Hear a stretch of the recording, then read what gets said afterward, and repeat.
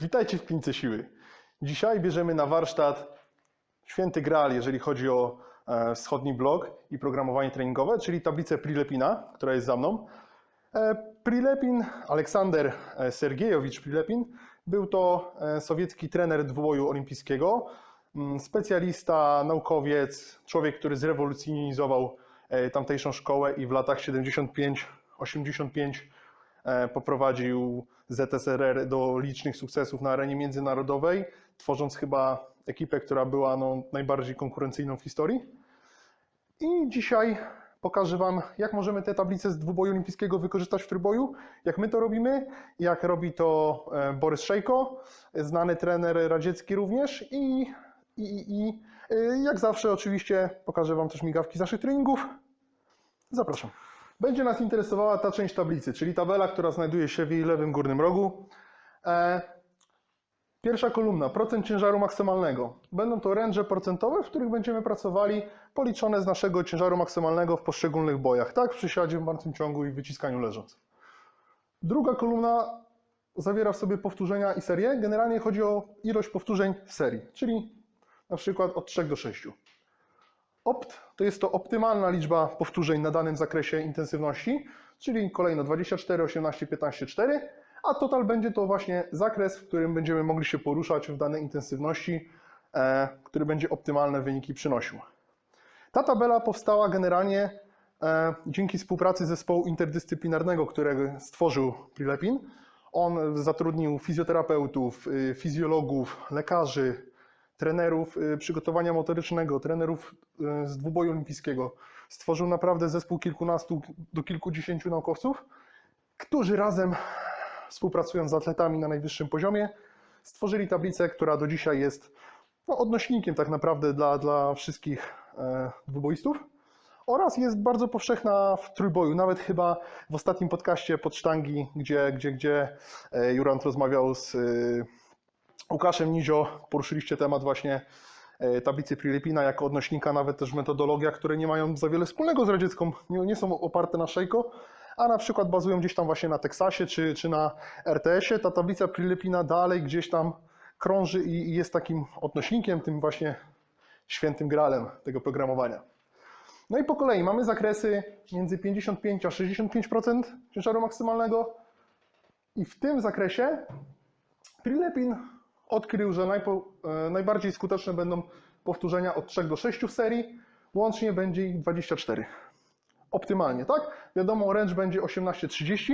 O tym, w której części range'u powinniśmy się znaleźć, czy nasz zawodnik powinien się znaleźć, porozmawiamy później, bo tutaj będzie naprawdę wiele różnych czynników na to wskazywało.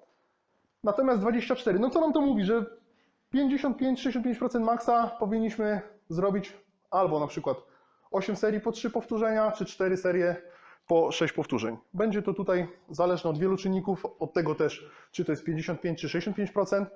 Natomiast na ten moment idziemy na razie tylko pobieżnie, tłumaczę, jak sama tabela wygląda. Zaraz przejdziemy do praktyki. 70-80% maksa, 3 do 6 ponownie. Natomiast tutaj bliżej tych 3-4, góra 5 bym się trzymał, ale to zaraz. Optymalnie 18, total od 12 do 24. Czyli znowu albo 6 trójek, albo 3 szóstki, albo gdzieś tam pomiędzy, powiedzmy 2 piątki, 2 czwórki, też będzie to zależało.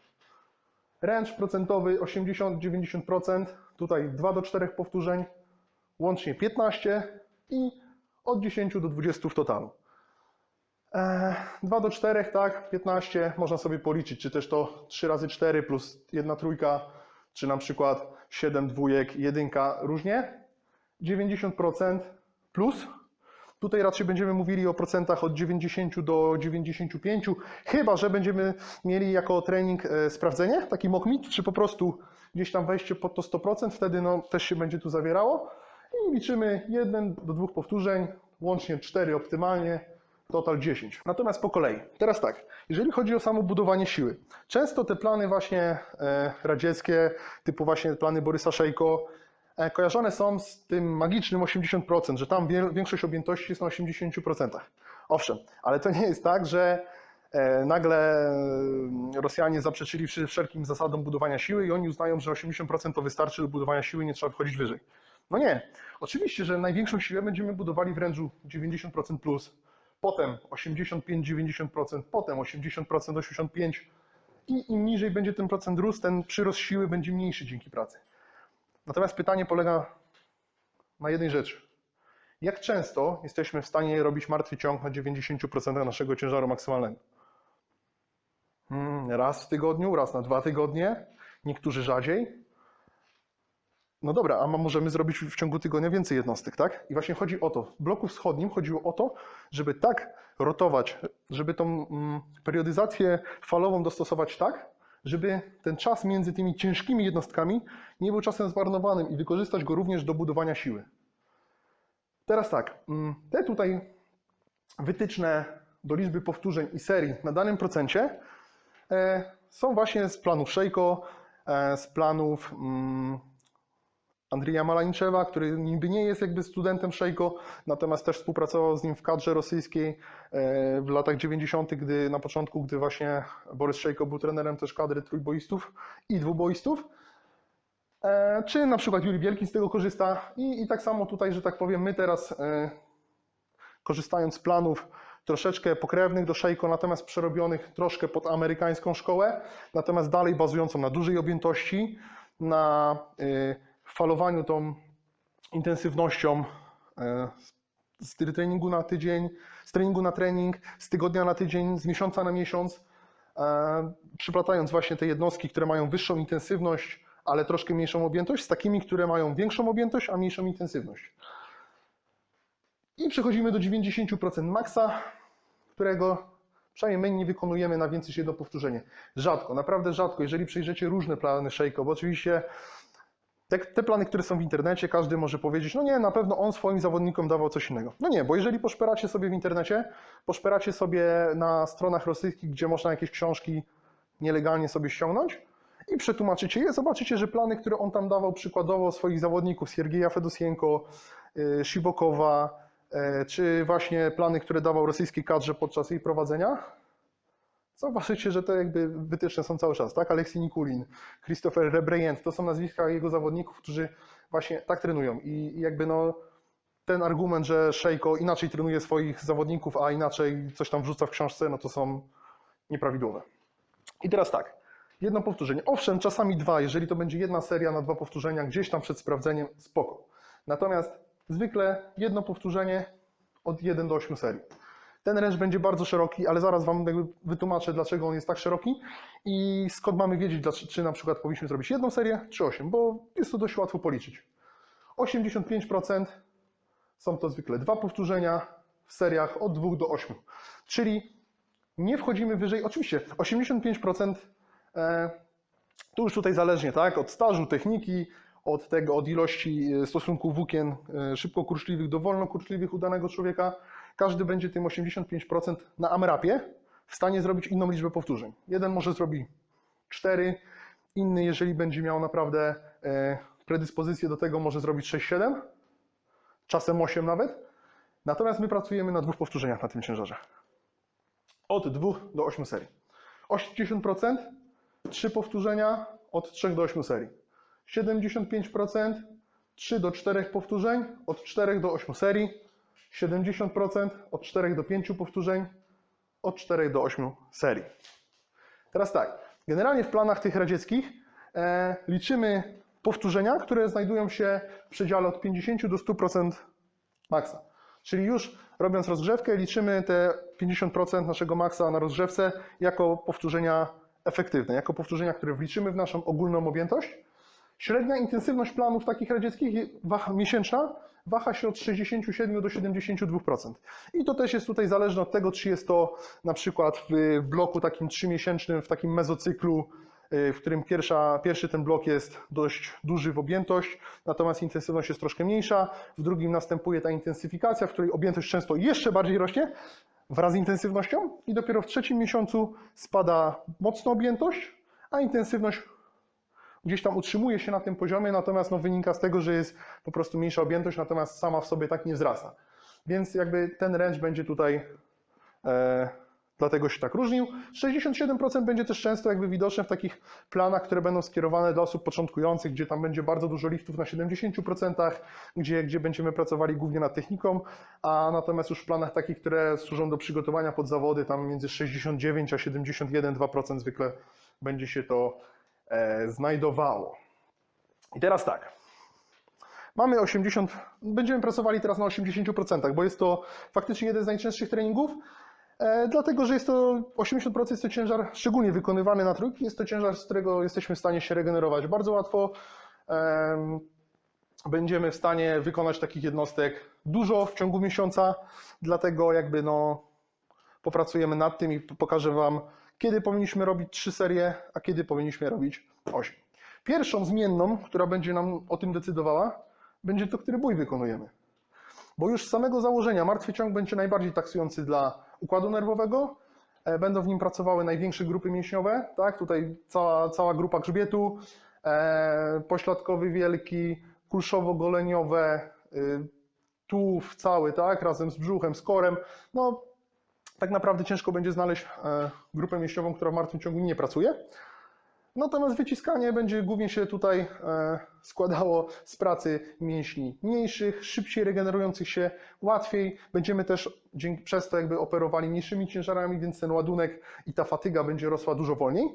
Natomiast przysiad będzie lądował gdzieś pomiędzy i teraz będzie to też dosyć jakby zróżnicowane dla danego osobnika, ponieważ tak, jeżeli będzie to przysiad bardzo ładny technicznie i będzie to przysiad, który będzie miał zawodnik będzie miał dość pionowe plecy i ta praca wykonywana przez prostownik grzbietu będzie stosunkowo niewielka, będzie to taki bardziej high-barowy przysiad. Wtedy też ta fatyga będzie troszkę mniejsza, bo będziemy tutaj głównie męczyli te czwórki, które jakby nie będzie się nakładała ta fatyga z martwego ciągu, gdzie będzie bardziej pracowała tylna grupa. Jeżeli będzie to przysiad typowo low-barowy, w którym tylna grupa będzie wykonywała dużą pracę, no to będziemy musieli tą fatygę jakby wziąć pod uwagę to, ile jest tego martwego ciągu, jak ciężki jest martwy ciąg i wtedy gdzieś to wypośrodkować. Dlatego wielu zawodników na przykład, którzy siadają takim, no powiedzmy, chamskim low-barem i do tego ciągną klasykiem, decydują się generalnie na nietrenowanie ciągu albo trenowanie go bardzo rzadko, wychodząc z założenia, że ciężkie trenowanie przysiadu samo w sobie będzie ten ciąg budowało. No i jest to prawda, tak? Natomiast fajnie, żeby te 4, 6, nawet czasami 8 tygodni przed zawodami wrócić do tych ciągów, żeby po prostu sobie wyrobić, nawet nie chodzi o technikę, bo zawodnicy, którzy już są na jakimś poziomie, ta technika jakby nie zanika, natomiast wyrobić sobie ten timing, tak? Kiedy kolano ma ruszyć, kiedy ma biodro jakby wejść do przodu i jakby no te wszystkie aspekty, żeby się dograły i żeby tutaj nie było żadnych problemów technicznych właśnie. Wtedy super, tak? Z drugiej strony, jeżeli ktoś ciągnie martwym ciągiem sumo, gdzie w poprawnym martwym ciągu sumo będą pracowały głównie czwórki, przywodziciele i pośladkowy wielki. No cała grupa pośladkowa, jednak pośladkowy wielki tutaj najwięcej.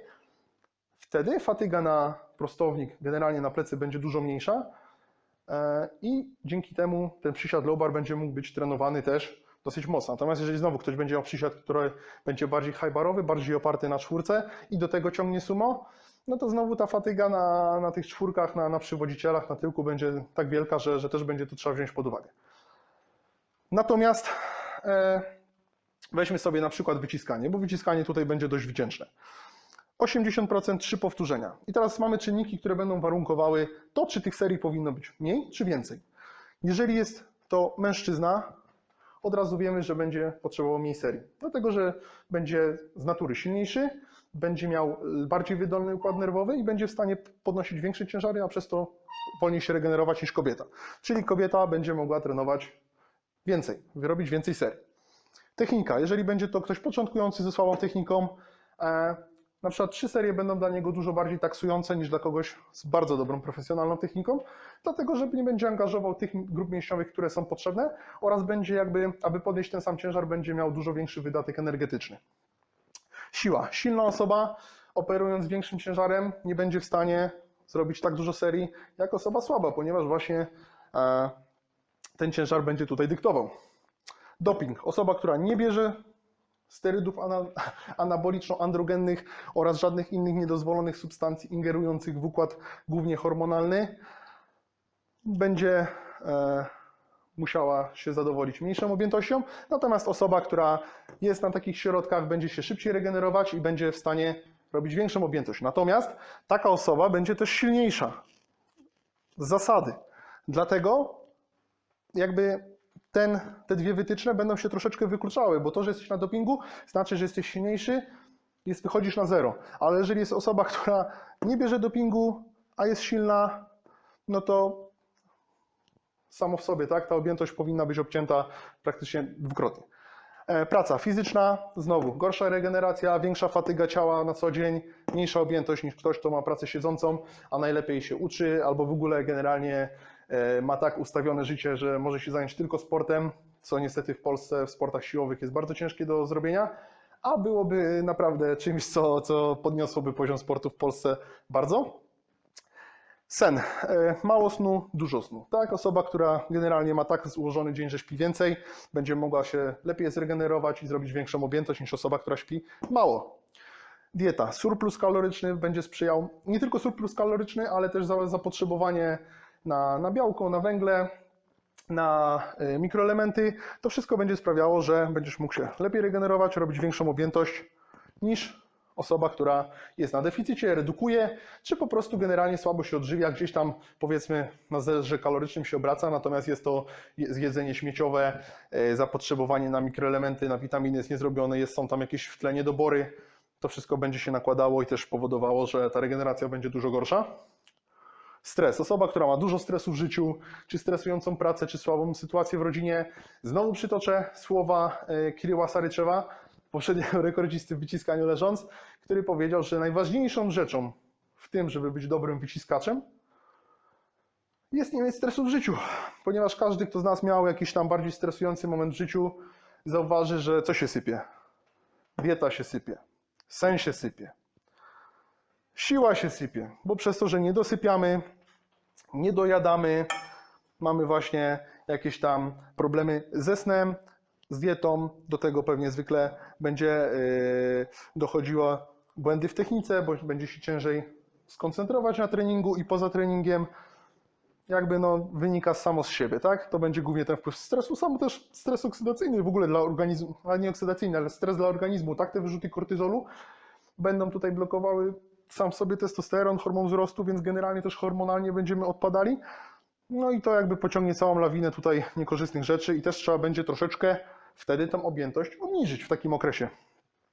Fizjo, współpraca z fizjoterapeutą oraz taka generalna regeneracja, dbanie o regenerację na co dzień, tak?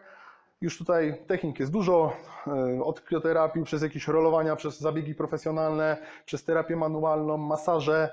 No tutaj już moja działka, ale to o tym będzie kręcić na pewno dużo innych filmów. Natomiast sama współpraca z fizjo będzie to coś, co będzie nam wydłużało karierę i na pewno będzie sprawiało, że będziemy w stanie lepiej się regenerować i robić większą objętość. Waga zawodnika. Jeżeli będzie wysoka, będzie to, przykład, tak? Będzie to osoba, która jest ciężka, ma dużo mięśni, nie tylko mięśni, więc w ogóle już tego ciała jest dużo. Będzie się gorzej regenerować niż osoba, która waży 60-70 kg, jeszcze jest do tego szczupła, ma niski BF i generalnie do tego w ogóle szybki metabolizm, nie potrzebuje dużo snu, będzie się to fajnie tutaj wszystko zazębiało dla tej osoby. I wzrost, niski wzrost będzie tutaj miał taką głównie przewagę, że krótsze kończyny, mniejszy wzrost będzie się równał z krótszym zakresem ruchu w danym boju, czyli jakby praca wykonana generalnie nawet podnosząc ten sam ciężar będzie mniejsza niż osoba, która jest wysoka. Nawet tu nie będzie tylko dochodziło do wzrostu, ale też długość kończyn. Tak? Osoba z bardzo długimi rękami, na przykład na martwym ciągu, wykona pracę dużo mniejszą niż osoba, która ma te ręce krótsze. Czyli właśnie weźmy przykład. Tak? Mamy kobietę z ładną techniką, generalnie słabą. Nie mówię tutaj o tym, że nie wiem, nie potrafi podnieść tam ciężaru, który by ją gdzieś tam uplasował, powiedzmy w pierwszej, drugiej klasie w klasyfikacji. Natomiast osobę, która jeszcze nie jest na takim super profesjonalnym poziomie, jest na dopingu, ma pracę siedzącą, dużo śpi, dużo je, ma mało stresu w życiu, korzysta z fizjo, ma niską wagę i niski wzrost, będzie w stanie częściej robić treningi znajdujące się w tej zonie, będzie w stanie częściej robić treningi znajdujące się w tej zonie i w każdym z tych zon będzie w stanie robić więcej serii. to przełoży się generalnie w tym ostatecznym rozrachunku na to, że będzie budować siłę najszybciej. Natomiast ktoś, kto będzie miał słabą technikę, będzie mężczyzną, silnym dosyć, bardzo częsta grupa, tak? Silny ktoś ze słabą techniką, możemy to często spotkać na siłowniach. Zwykle tacy zawodnicy gdzieś tam stają na jakimś ciężarze, który no, dla profesjonalnego trójboisty nie robi wrażenia, natomiast gdzieś tam na zwykłej mordowni kulturystycznej będzie robił wrażenie. Nie bierze dopingu, pracuje fizycznie, mało śpi, nie dba o dietę, dużo stresu w życiu, nie chodzi do fizjo, duża waga, duży wzrost. Taka osoba będzie mogła, powiedzmy, może raz na 2 tygodnie wchodzić na takie ręże, nawet na wyciskaniu. I tak samo będzie się musiała trzymać raczej tych niższych zakresów, tak? A właśnie ta objętość w tych tutaj, im masz więcej objętości w tym najniższym zakresie, w tym kolejnym i jeszcze w tym trzecim, w tych zwykle każdy może mieć problem, nie ma problemu, nawet jeżeli, że tak powiem, te wszystkie warunki, o których powiedziałem, są słabe, w tych ręczach 70%, 75% nie masz jakby problemu, żeby robić tą objętość. Natomiast te trzy, jakby to zmęczenie, ta fatyga się nakłada i dlatego jakby chodzi o to, żeby dograć te składniki, tak? Jeżeli ja wiem, że moja waga jest wysoka, mój wzrost jest wysoki, z fizjo, powiedzmy, korzystam, tak nie, pół na pół. Stresów obecnie mało. Dieta dograna, snu dużo, praca siedząca lub wcale, doping nie, silna, powiedzmy, średnio, technika nawet niezła. Dla mnie na wyciskaniu tych 3 powtórzeń na serię będzie to około 5-6 serii. Dlaczego aż tyle? Będzie to też wynikało z osobniczej tolerancji na wysoką objętość. Ja trenuję radzieckimi planami od jakichś 5-6 lat.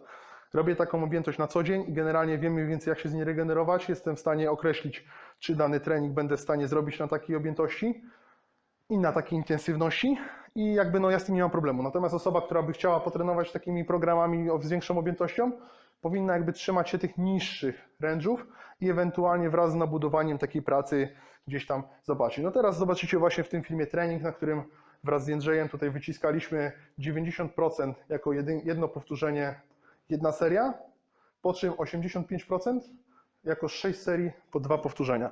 I sami zobaczycie, jak to wyglądało, takie serie.